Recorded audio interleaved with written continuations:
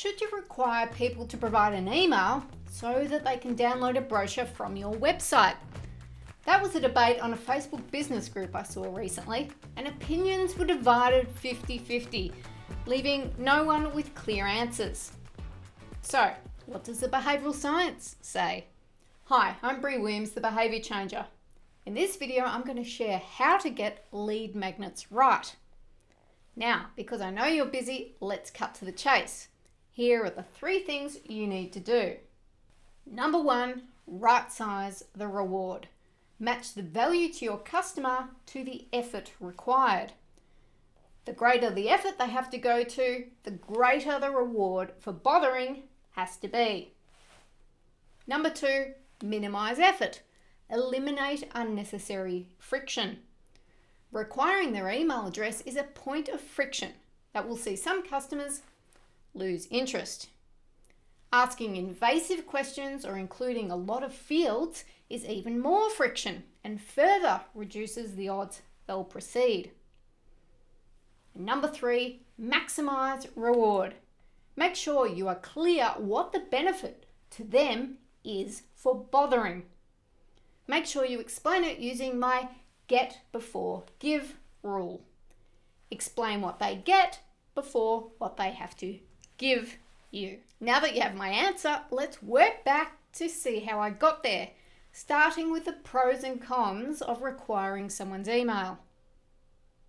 The pros for requiring someone to give you their email in exchange for content or gifts, known as lead magnets in marketing circles, are clearly in favour of you as the business. You get a point of contact for a prospective customer whom you can then engage with offers and information. The cons are shared. Not only is it a point of friction for your website visitor, a hurdle that gets in the way of them accessing the information they want, it vastly reduces the odds they will bother. That means it's a big con for you because they won't ever see that magical piece of collateral you spent time and money crafting. It also signals to them that you place your needs above theirs. Is this the message you really want to communicate? If I was going to argue the case in favour of requiring an email, I'd say that it gives you the best opportunity to follow up with engaging content. But forcing someone to supply an email doesn't mean they'll want to receive one from you. For them, it was a means to an end, not an invitation.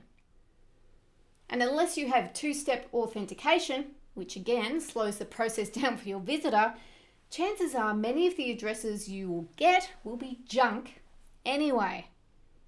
Now, if you're worried that not requiring an email means you'll never hear from your visitor, here are 2 points to consider.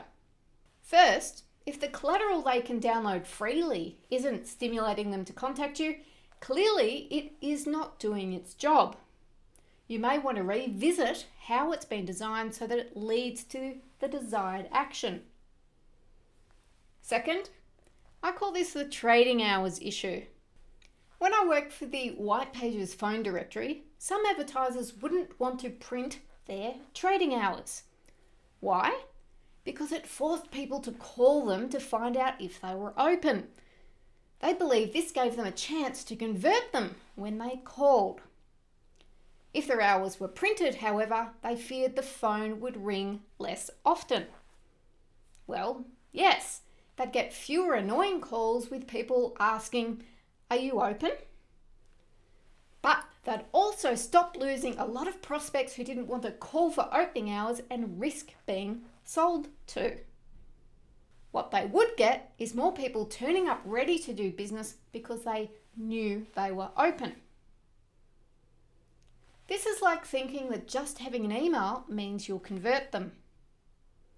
Instead, make dealing with you easy and more people will want to deal with you. So with all that said, how should you structure lead magnets to neutralize the cons while maximizing the pros? Number 1, right sizing the reward. The problem I most often see with lead magnets is not getting the balance right between value given and value received. For example, businesses tend to think visitors will readily trade their email just to join our newsletter. But why? As with any interaction, behaviour boils down to what I call the effort versus reward equation. When effort is greater than reward, behaviour doesn't happen. The more we stack the effort side of the equation, like when we require their contact email, the greater the value needs to be for them bothering. So the first thing you should do is plot the value of your content to the customer, in other words, the reward, against the effort they have to expend. That is, what you want them to do. Some lower value content should be accessed without having to provide an email, but other more desirable content should require one. For example, I have a mix of content on my website. To watch my YouTube clips on my site or read a blog, for example, requires no email. To complete my Behavioural IQ quiz, no email is required unless they want a copy of the results sent to them. If people want behavioural tips delivered to them, which is a service, rather than having to find it, then they can sign up to my newsletter by providing, yes, a first name and email. To complete my habits inventory with free tips on how to address issues tailored to their results, an email and name is required. And to download exclusive bonus resources related to the Williams Behaviour Book, they need to provide a code as proof of purchase along with an email. Once you've plotted your content in terms of effort and reward, the next step is to adjust both sides of that equation. Now, while I'd love to share how to do this with you, this video is a sample of content from my Just Do This membership program.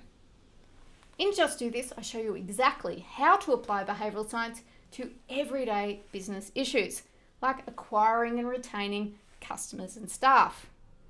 You get over 50 instructional videos, templates, scripts, and live sessions with me. And you'll even get the rest of this video in which I share how to minimise effort and maximise reward. Find out more at breewilliams.com.